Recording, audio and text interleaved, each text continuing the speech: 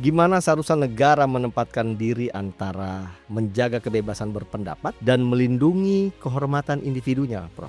Negara jangan terlampau sensitif dengan perbedaan. Nggak boleh baperan ya? Jangan dong, karena kalau Anda baperan, ya nggak usah kita berdemokrasi. Ujung-ujungnya adalah kediktatoran. Tokoh sebesar Pak JK masih menjadi sasaran kritik, bahkan serangan personalnya di era sekarang. Simpel sekali. Barangkali orang-orang yang melakukan itu merasa Pak JK ini ancaman politik. Harga yang dia bayar buat bangsa ini dengan isu seperti ini luar biasa. Prof melihat Pak JK ini, saya melihat agak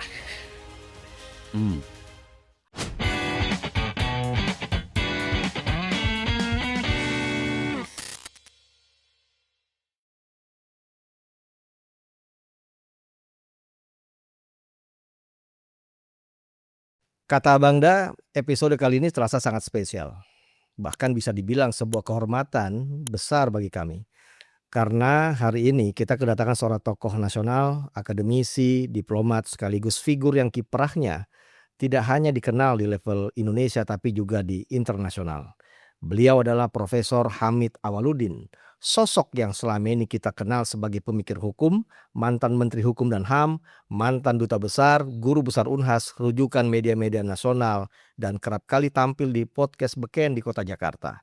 Dan juga orang yang berada di lingkaran penting dalam berbagai momentum besar bangsa, termasuk proses perdamaian Aceh, Ambon, dan juga Poso.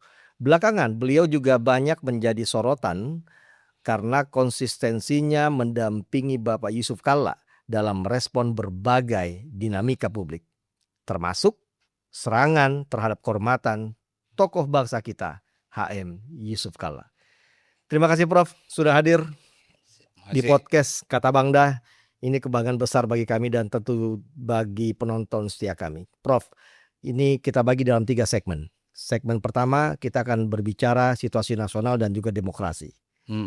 Prof, kita mulai dari situasi nasional ya. Kita sering mendengar bahwa demokrasi kita semakin terbuka. Orang bebas berbicara apa saja, bebas mengkritik. Ya. Tapi di sisi lain, kita juga melihat fenomena kritik yang berujung laporan polisi bahkan mendapatkan teror. Menurut Prof gimana ini? Ini adalah isyarat bahwa demokrasi kita ini terguncang. Iya. Ya. Kalau dulu demokrasi itu tantangannya adalah kesewenang-wenangan para penguasa yang anti kritik, langsung culik ya, berbeda pendapat. Nah sekarang penguasa attitude-nya sama, anti kritik, tapi mekanismenya tidak menggunakan aparat negara, tapi melalui media teknologi yang menggunakan buzzer. Jadi tantangan terbesar demokrasi kita ini adalah para buzzer yang buzzer dipakai oleh tangan-tangan kekuasaan yang tidak menghendaki adanya perbedaan paham, tidak menginginkan adanya persilangan ide.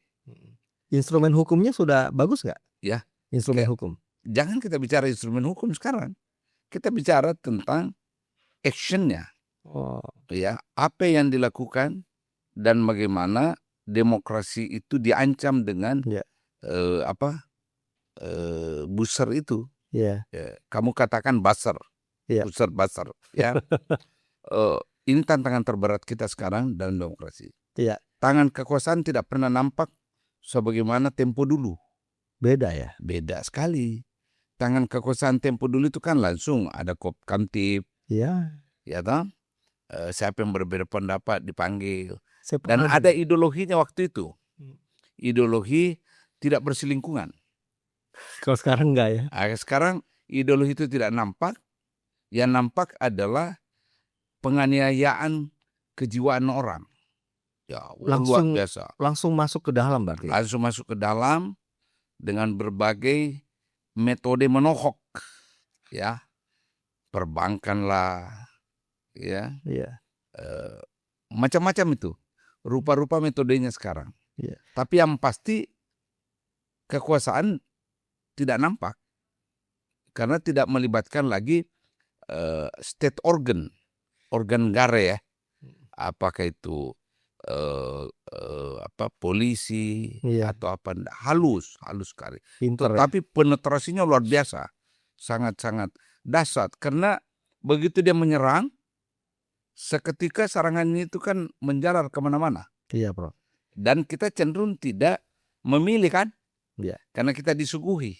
Iya. Inilah sekarang tantangan demokrasi terberat itu ada di sini.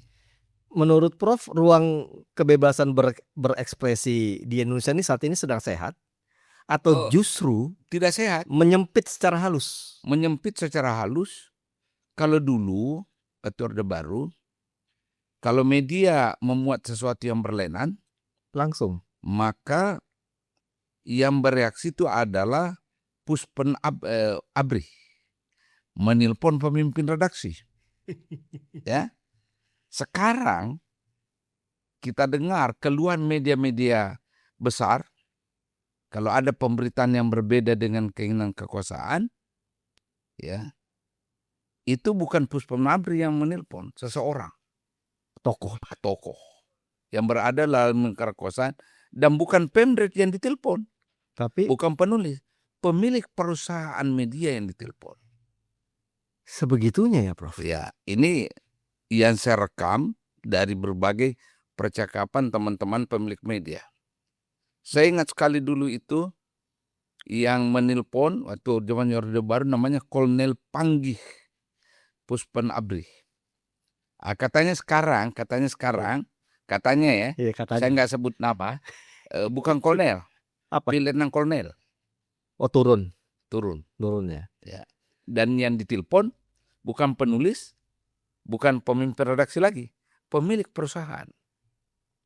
Dan ingat, perusahaan media kita sekarang kan beranak pinak kan, setelah berkembang, Ya. dia punya perusahaan real estate misalnya, dia Hmm. punya perusahaan ABCD. Nah, itu kan terjadi kekhawatiran kalau medianya, perusahaan medianya bermasalah dengan kekuasaan, bisa jadi perusahaan-perusahaan lainnya kena dampak. Iya. Ini sekarang dilemanya di sini. Gimana seharusnya negara menempatkan diri antara menjaga kebebasan berpendapat dan melindungi kehormatan individunya, Prof? Begini, negara jangan terlampau sensitif dengan perbedaan. Nggak boleh baperan ya? Jangan dong, karena kalau Anda baperan, ya nggak usah kita berdemokrasi. Oh, ini menarik nih. Ya kan? Jadi demokrasi nggak boleh baperan? Nggak boleh. Oke. Karena baperan itu ujung-ujungnya adalah kediktatoran. Ya, baperan itu dia akan berakhir dengan sebuah terowongan, di ujung sana itu adalah kediktatoran. Karena marah kan? Baper, perasaan, sudah tidak rasional. Nah, demokrasi itu prasyarat utamanya itu adalah rasionalitas tentang hubungan antara rakyat dengan yang memerintah. Oke. Itu prasyarat demokrasi. Nah, hubungan antara penguasa dan rakyat itu adalah hubungan saling mengontrol. Saya sebagai rakyat punya dong hak mengontrol jalannya kekuasaan. Kenapa? Kan saya yang pilih melalui mekanisme yang bernama demokrasi. Kan bayar pajak. Ya. Kan bayar pajak. Itu lain lagi. Itu pondasi terkuatnya itu yang membuat saya merasa bahwa saya benar-benar punya hak mengontrol karena pajak saya kan. Iya. Itulah sebabnya mengapa dalam prinsip pajak selalu dikatakan no tax ya. without representation. Nggak ada pajak tanpa representasi. Ya. Tidak ada pajak tanpa demokrasi. Tanpa demo. Ya, itu prinsip universal itu. Dimanapun. No tax without representation. Tapi kalau di Indonesia gimana, Prof? Kenapa? Di Indonesia gimana kalau kita lihat? Sebenarnya pemerintah kita ini sudah harus bersyukur. Karena sudah terjadi gelombang kesadaran rakyat mau bayar pajak. Bukan lagi barang aneh itu kalau negara mulai berbicara pajak ke rakyat. Rakyat pada prinsipnya sudah oke ya. Iya. Tapi satu hal, ketika rakyat bersuara, jangan Anda baper. Karena itulah satu-satunya cara dia ya mengingatkan Anda bahwa saya bayar pajak saya loh. Jangan Anda cepat marah ke saya. Saya underline ini Prof. Ya, Demokrasi nggak boleh baper. enggak boleh.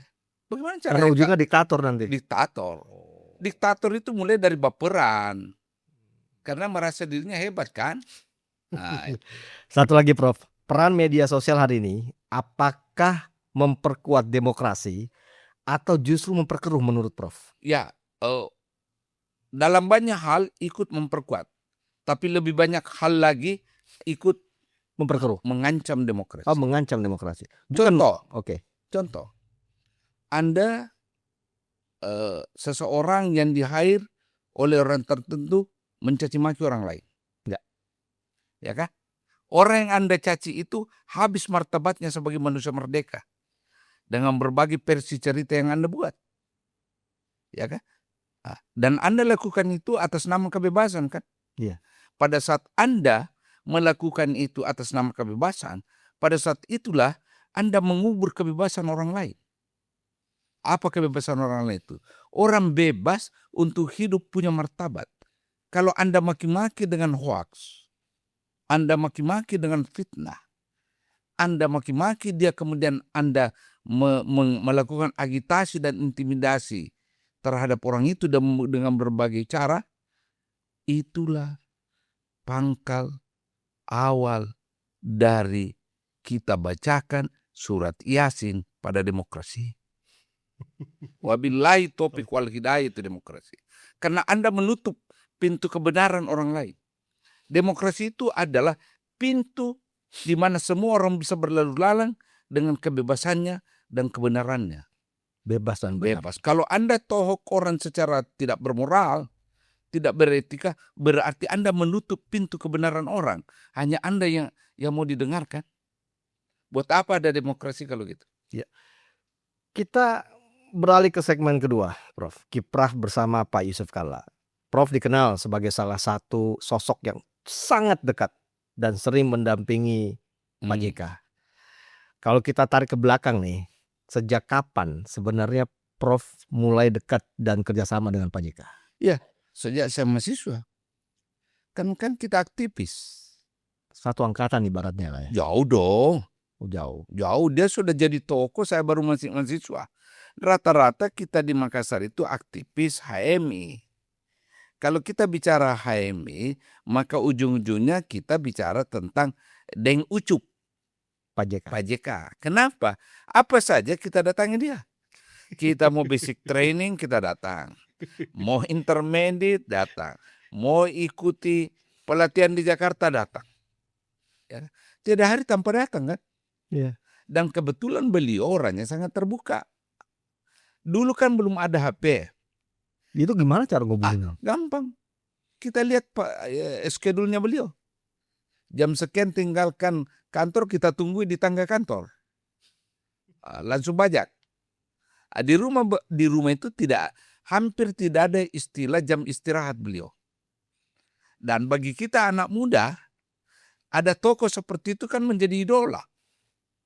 Yang mudah dihubungi kan? Iya. Kita datang aja rumahnya, tunggu sampai datang. Terus pelajaran paling penting yang Prof dapatkan dari beliau baik sebagai pemimpin maupun sebagai pribadi apa, Prof? Tolong orang sepanjang kamu mampu. Itu yang susah itu nyari. Ya. Kemudian perbaiki silaturahmi dengan siapapun, termasuk orang yang menyakiti kamu. Saya kasih contoh. Itu ajaran orang tuanya. Kalau lebaran, kunjungi orang 40 meter di depan rumahmu ke sana, di belakang kiri kanan. Maknanya perbaiki silaturahmi. Mediumnya adalah Idul Fitri. Itu konsisten dia lakukan. Nah, saya kasih contoh yang paling konkret beliau itu ya. Kalau dia diundang ke pesta perkawinan, selama dia kenal dia datang itu. Tahu nggak kenapa dia lakukan itu? Hamid, kalau orang mengawinkan anaknya kita datang, seumur hidup dia kenang karena itu puncak kebahagiaannya. Coba tuh. Kita mesti datang. Makanya kalau dari undangan Datang. Dia. Ya. Kedua, Hamid, kalau kita ke pesta perkawinan, kita reuni dengan teman-teman tanpa ada panitianya. Nah, gitu. Iya, Itu iya, iya, filosofinya. Jadi pendekatan dia itu pendekatan praktis, tetapi ngena gitu loh. Ya, praktis dalam lakon, ya, ideal dalam berparadigma. Nah, itulah JK. Belakangan ini kan Prof terlihat aktif ya mendampingi Pak JK, termasuk dalam merespon berbagai tudingan atau serangan terhadap beliau. Nah, begini. Ini apa yang mendorong Prof ini Tidak ada. tetap berada di garis terdepan? Ya, kebenaran aja karena saya pelakunya itu. Yang soal Kristen Islam kan? Ya. Anda tidak tahu itu cerita. Tahun 2004 ketika kita selesaikan Poso, kita mau menuju penyelesaian Ambon. Ya.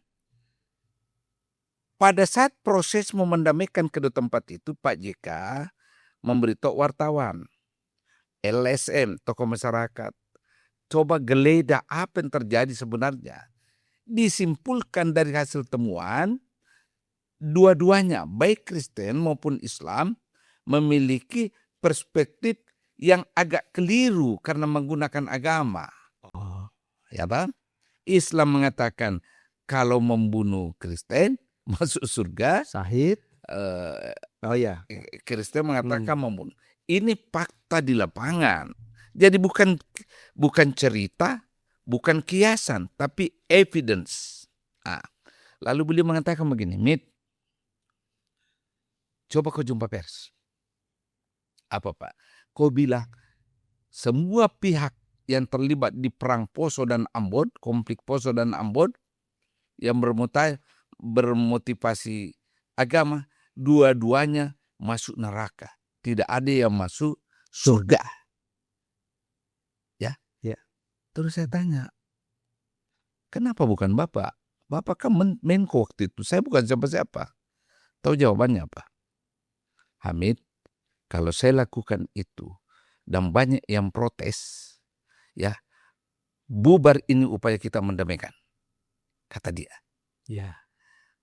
Terus saya bilang, loh, kalau saya gimana Pak? Ada yang protes? Dia bilang, kalau ada yang protes dan ucapanmu, saya ambil alih.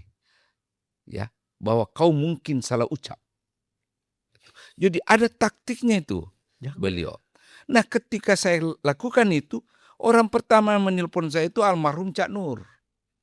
Bung Hamid, tolong sampaikan Pak Yusuf Kalla, ya, dia benar sekali dengan ucapan itu. Tidak ada dalil agama yang membolehkan itu. Dan you berani sekali. Kasih tahu Pak JK, pandangan kami sama, kelebihannya beliau berani mengemukakan, kami tidak. Dan kalau Pak JK butuh dalil agama apapun, saya siap kasih. Jadi sebenarnya kisah ini itu kan 2002, bulan Februari. Makanya kalau tiba-tiba muncul sekarang kan, saya ada pertanyaan. Hello, Anda di mana selama ini? Itu. Apalagi dimunculkan sekitar 35 hari setelah beliau berpidato di Gajah Mada. Itu. Jadi ada rentetan kronologi kejadian yang membuat akal sehat kita akan bertanya, kenapa baru sekarang dimunculkan ini cerita? Rentang 24 tahun sejak kita damaikan Poso dan Ambon, tidak ada riak mengenai isu ini. Santai aja orang waktu itu. Orang Kristen, orang Islam, semua menerima kenyataan. Dan jangan salah, ketika itu kelompok Islam merasa Pak JK tidak adil, berpihak ke Kristen, makanya mallnya dibom kan? Ingat ada yang meninggal, showroomnya dibom karena kesalahan persepsi, mengira Pak JK pro Kristen. Itu. Menurut Prof, kenapa tokoh sebesar Pak JK masih menjadi sasaran kritik bahkan serangan personalnya di era sekarang? Ya, simpel sekali. Barangkali orang-orang yang melakukan itu merasa Pak JK ini ancaman politik. Kenapa? Ancaman sosial. Kehidupan sosialnya di mana-mana dia hadir. Kegiatan sosial di mana-mana dia muncul. Bencana apa di Republik Indonesia tanpa kehadirannya? Konflik apa yang nggak pernah bisa Konflik apa? yang bisa didamai, yang nggak Ya. bisa didamai? Jadi satu-satunya alasan menurut saya alasan kepentingan politik. Mungkin ada orang yang merasa terpojok dengan aktivitasnya beliau, Pak JK, atau omongannya Pak JK. Bisa jadi. We don't know.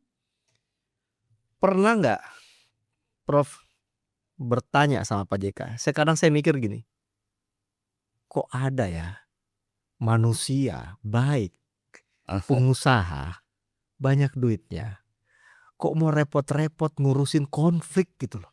Oh, sederhana. Kenapa? Kalau itu keyakinan. Jadi bukan karena gaya hidup, keyakinannya.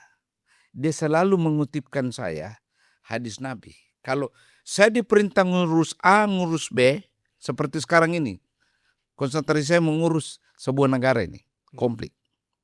Tanggung jawabannya apa? Hamid, ikhlas ya.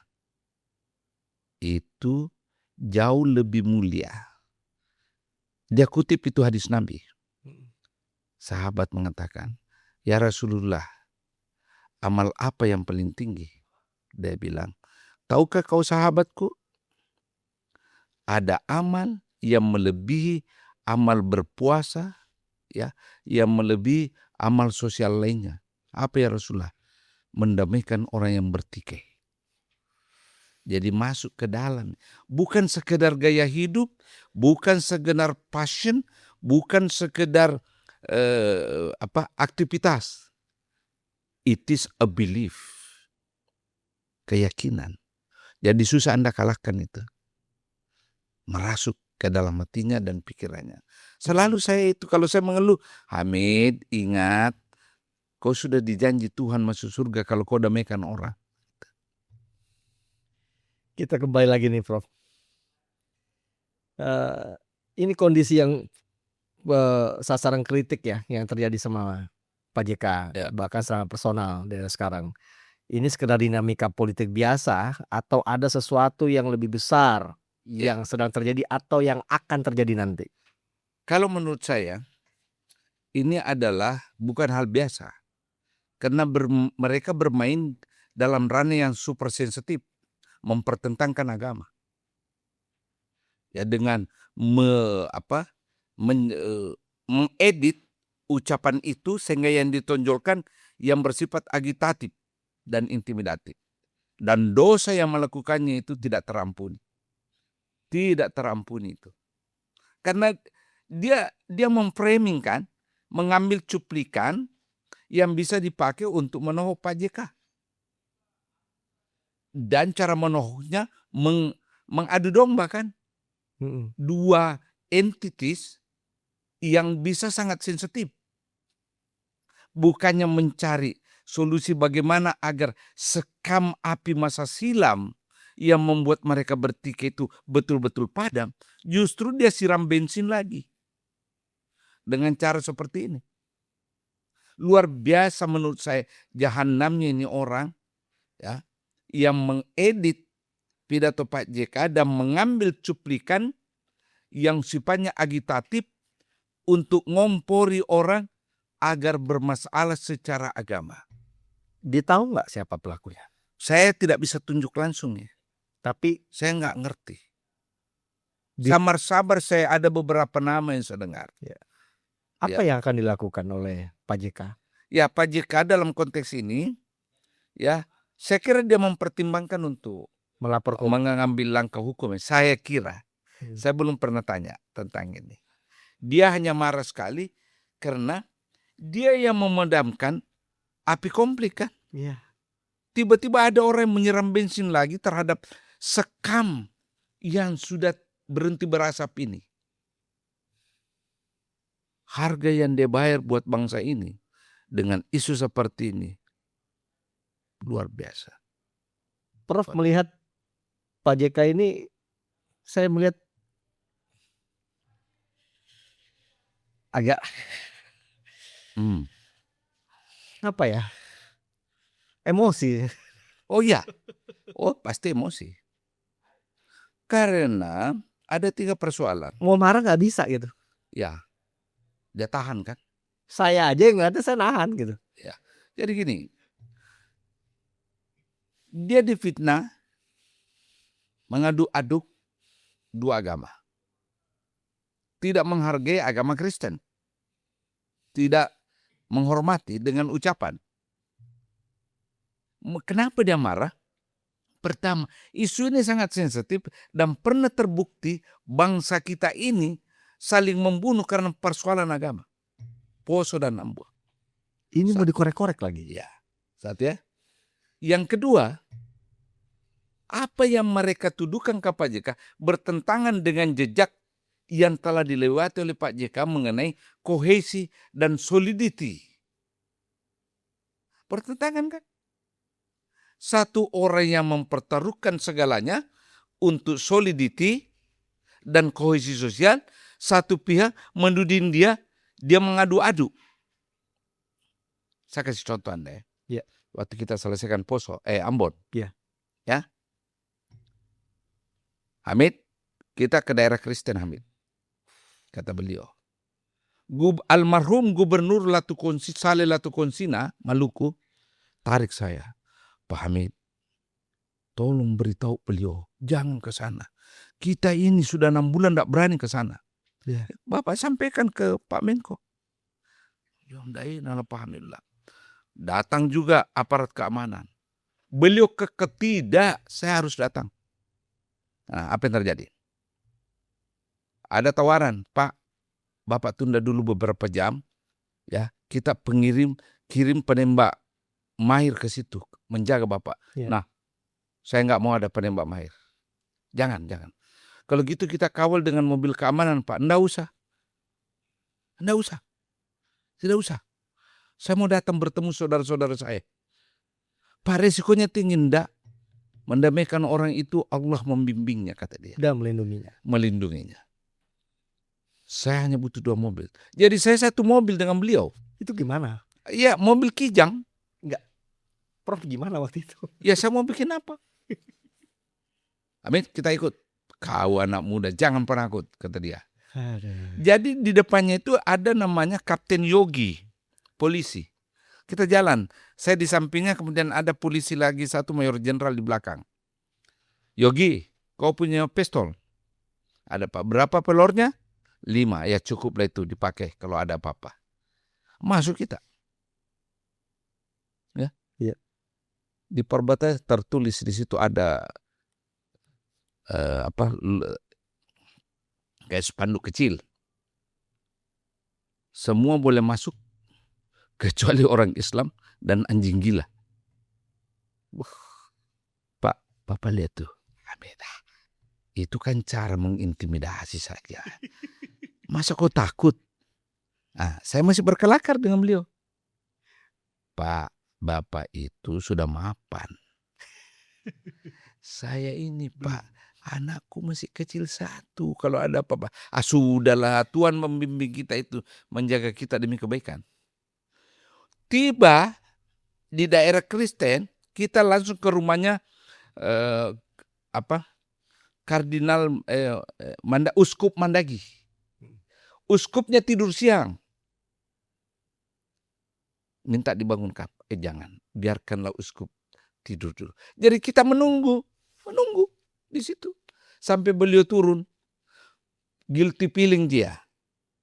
Aduh Pak, saya nggak enak, Pak Menko menunggu saya. Oh tidak apa-apa. Begini aja Pak. Maunya Bapak bagaimana? Kita ikut semua. Langsung Pak JK balik ke saya. Mate, kau lihat kan? Kita sabar menunggu, ada hasilnya. Jadi orang-orang yang ngomong menuding Pak JK ini, saya nggak tahu kategorinya apa lagi. Ya, dia pertaruhkan segalanya untuk itu. Nyawanya juga. Nyawanya. Pernah kita naik helikopter. Ketua DPRD Provinsi Maluku tidak mau. Beliau mau. Karena takut ditembak dari bawah kan. Beliau mau.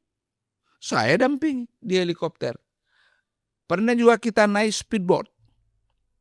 Ya. Teluk. Setelah kita tinggal, speedboat itu meledak. Ditembak. Nah, jangan pakai ukuran sekarang. pakai bawa diri Anda ke ke era itu, barulah Anda tahu bagaimana menyelesaikan itu masalah. Dia nggak peduli. Dan coba lihat ketika kita selesaikan perdamaian, tahu nggak? Ya. Laskar Jihad masih ada di Maluku, ya toh? Mau ditarik pulang ke Jawa. Yang biayai itu pulang ke Jawa siapa? Pak JK.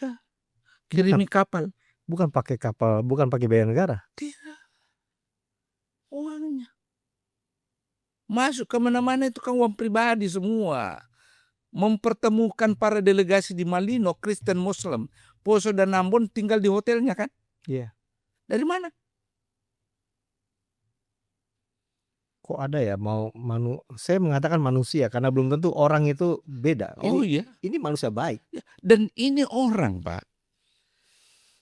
Dalam proses perdamaian Poso dan Ambon itu, dia betul-betul tidak membedakan, betul-betul dia menempatkan posisinya di tengah. Dia bisa tiba-tiba bentak itu kelompok Islam. Weh, jangan. Bukan. Saya kasih contoh ya. Kami kembali dari dari Ambon ya. Di atas pesawat dia bilang, malam nih, Hamid kalau tiba langsung telepon istrimu, kau tidak langsung pulang ke rumah. Kenapa Pak? Ayo, ada suatu. Mendarat di Cengkareng, saya tanya, kita kemana Pak? Adalah kau telepon istrimu. Sudah. Kita menuju ke rumah, sebuah rumah di kawasan Kemang. Rumahnya Ahmad Kalla. Oh. Di situ ada 6 orang berjubah putih. Saya lihat satu di antaranya ada pedang panjang. Ya, Laskar Jihad. Jadi Pak JK duduk di sini, Pak Ahmad Kalla di situ, saya di kanan. Iya. Menghadapi Laskar Jihad ini kan. Terus saya bilang, begini ya saudara, saya sudah capek sekali nih, saya harus damaikan. Laskar Jihad, juru bicara, Pak, itu gampang sekali tuh Pak, Bapak harus mengerti aspirasi Islam. Dia pukul meja. Hei, jangan kau ajari saya aspirasi Islamnya. Berapa orang kau kasih haji, berapa orang kau pekerjakan, berapa masjid kau bangun dan sebagainya. Pesannya dia ke saya, jangan bicara kalau saya tidak suruh, kau diam saja. Ya saya diam. Kemudian tidak terjadi kesepakatan. Dia begini ya, kamu mau ikut perdamaian atau tidak, saya nggak ada masalah. Take it or leave it. Kalau kamu tidak ikut, saya akan umumkan ke dunia bahwa kalian tidak mau ikut perdamaian. Terima kasih ya. Assalamualaikum. Pulang. Hebatnya Pak JK. Laki-laki. Dalam keadaan marah, dia masih peluk itu orang dengan senyum yang manis. Luar biasa itu kan. Laki-laki. Laki-laki itu. Saya pulang. Subuh dia sudah menelpon. Hamid, mereka mau damai. Itulah gayanya dia. Jadi jangan pikir bahwa dia menempatkan diri dari satu standpoint ya. Enggak.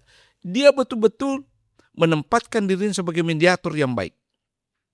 Berada di tengah. Dan bermodal. Kita ke segmen 3, Prof. Segmen terakhir, tokoh Sulsel dan perjalanan ke nasional. Sekarang kita bicara tentang Sulawesi Selatan. Ya. Sulsel dikenal sebagai daerah yang banyak melahirkan tokoh nasional. Ya. Menurut Prof, apakah DNA atau karakter yang membuat itu bisa terjadi? Ya, kalau kita lihat 4 prinsip orang Sulsel itu kan, prinsip kepemimpinannya. Pertama, alam pureng, kejujuran, integriti. Ya, karena integritas itulah maka dia berterus terang kalau ada kehendaknya. Itulah sebabnya orang Sulsel selalu dianggap bicara apa adanya, tidak bisa disembunyikan. Alam pureng ya.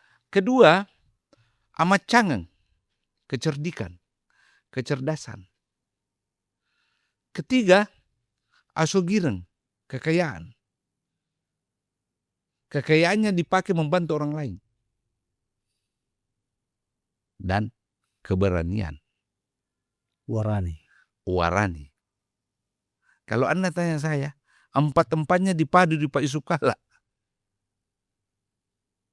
Terakhir, asogirena napake untuk kepentingan nato megae. Kekayaannya dia pakai untuk kesejahteraan orang banyak. Makanya jangan heran, coba lihat perusahaannya tuh. Seluruh perusahaan Kalla Group melalui yayasannya sudah masuk semua itu yang kita kenal dengan nama modern CSR, Corporate Social Responsibility. Dia sudah pisahkan memang amal zakatnya apanya. Jadi kekayaannya dia pakai, keberaniannya dia pakai menerobos demi kebaikan. Ya, Perjalanan Prof sendiri dari Makassar ke Panggung Nasional, apa titik balik yang paling menentukan? Maksudnya titik balik ini apa? Prof pasti paham itu. Enggak, saya nggak paham. Titik balik yang paling menentukan tuh maksudnya adalah hampir bisa dibilang dengan masa lalu yang Prof miliki perjalanan dengan mereka. Oh ya. Titik balik yang paling membuat saya terkesan bahwa ketika saya pulang, saya tiba-tiba hampir menjadi media darling kawan-kawan pers. Itu kapan itu? Waktu saya pulang sekolah. Tiba-tiba kawan-kawan pers jadikan saya darlingnya. Ya. Komentar, nulis. Di situ saya merasa bahwa ternyata ada jalan kita maju kalau kita mau belajar. Kan saya baru pulang sekolah kan waktu itu. Nah, kawan-kawan pers menjadikan saya media darlingnya ketika itu. Di situ saya bersyukur pada Tuhan, ya Tuhan, ternyata Kau berikan saya nikmat ini. Siapa saya ini dari kampung, ya ta? Iya. Dari Pare-Pare sana, tiba-tiba masuk Jakarta, pulang sekolah, masuk Jakarta, kemudian dijadikan resources person ya waktu itu. Ya. Ada nggak tantangan khusus sebagai putra daerah ketika mau masuk ke lingkaran nasional? Nggak ada tuh, saya nggak merasa. Karena yang saya andalkan adalah ide, visi. Saya tidak pernah merasa bahwa saya putra daerah, saya mengalami hambatan, no. Sebab visi tidak mengenal sekat kedaerahan. Tidak mengenal sekat kedaerahan. Ya, visi selalu universal itu. Iya. So, I never fail anything. Ya. Enggak pernah gagal ya? Enggak. Saya merasa bahwa selama saya punya ide, selama saya punya visi, orang tidak melihat saya berasal dari mana. Orang mengapresiasi apa yang saya katakan. Sama juga ketika orang berbuat baik tidak tanya agamanya apa. Enggak ada. Dan itu pesannya Pak JK ke saya. Hamid berbuat. Terakhir sebelum kita berakhir ya. Poso dan Ambon jangan hanya lihat satu aspek religius. No. Ada lagi satu sisi yang tidak pernah diungkap itu. Apa itu? Mistik. Di Poso ada pasukan namanya pasukan kelelawar. Dipimpin oleh Tibo. Selalu dalam penyerangan ke teritori musuh dipimpin oleh seorang dukun perempuan. Membawa tapi digoyang dan itu mereka percaya kebal. Membawa sugesti kan. Tidak takut mati. Di Islam meyakini Habib Rotan ya? Habib Rotan. Yeah. Sekali mengibas rotan 30 orang bisa terkapar. Yeah. Di Ambon sama. Ikat kepala. Bahkan orang Islam sebelum terjun dimandikan dengan air dari sebuah sungai. Kebal katanya. Ini penting Anda dengar ini cerita. Pak JK, ini ada mistik begini Pak. Kebal ini. Tahu nggak jawabannya Pak? Hamid, tugas kita menghentikan kekerasan, mendamaikan mereka. Yang mau percaya mistik, silakan. Yang tidak mau, silakan. Jangan kau dengar semua itu Hamid. Misi kita menghentikan perang, mendamaikan mereka. Ya, pasti selalu ada cerita begitu, Hamid. Karena itu metode kedua belah pihak untuk meyakinkan dirinya bahwa mereka hebat untuk berperang. Itu. Gimana Prof melihat generasi muda Sulsel hari ini? Apakah mereka punya peluang yang sama besar untuk tampil di tingkat nasional? Begini, tergantung ya dari kualitas pendidikan kita sekarang. Kembali ke itu ya? Ya, ke pendidikan. Karena pendidikanlah yang membangun mimpi kan. Kalau pendidikan dasar dan menengah kita rendah mutunya, mimpi itu tidak ada. Prof mimpi nggak jadi prof? Ya. Prof mimpi nggak jadi? Mimpi dari dulu. Memang mau. Karena sejak kecil saya suka baca koran kan. Selalu saya baca itu Menteri Pendidikan Sumantri Bojonegoro, Profesor Doktor Insinyur. Selalu saya ingin itu. Ya. Jadi kalau Anda tanya saya, mimpi saya dari dulu ingin doktor, mimpi saya dari dulu ingin profesor. Karena saya lihat keren itu nama. Profesor. Doktor. Apa yang perlu mereka siapkan agar tidak hanya berhasil tapi juga punya integritas? Anak-anak muda Sulsel. Ya very simple.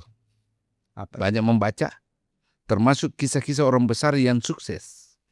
Seperti Pak JK. Ya, dan semua orang yang sukses itu kuncinya visi dan kejujuran. Tunjukkan saya orang-orang yang diidolakan pasti ada aspek integritasnya itu. Sehingga dia menjadi panutan. Terakhir nih Prof, Ya. Target atau peran yang masih ingin Prof capai ke depan, baik untuk bangsa maupun juga untuk daerah. Apa? Saya ingin menjadi guru yang baik.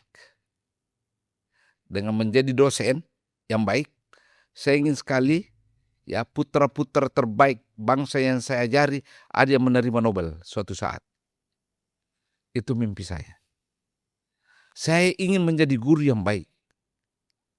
Dan saya menyenangi menjadi guru. Nggak merasa turun kelas. Kelasnya apa?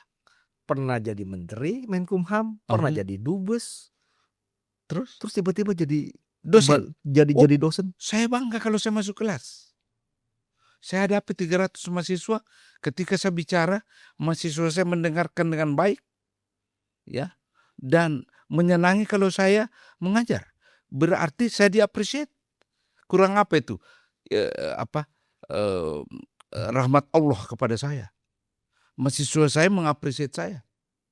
Kalau 300 di situ, 300 akan pulang ke rumahnya memberitahu orang tuanya. Saya punya dosen baik, Pak. Apa? Rahmat apa lagi yang Anda? A recognition kan? Ya. Pengakuan yang baik kan? Kurang apa lagi itu? Semua orang butuh recognition. Bedanya, ada orang memburu recognition tapi tidak punya kemampuan, karena itu dia menggunakan semua cara untuk to be recognized.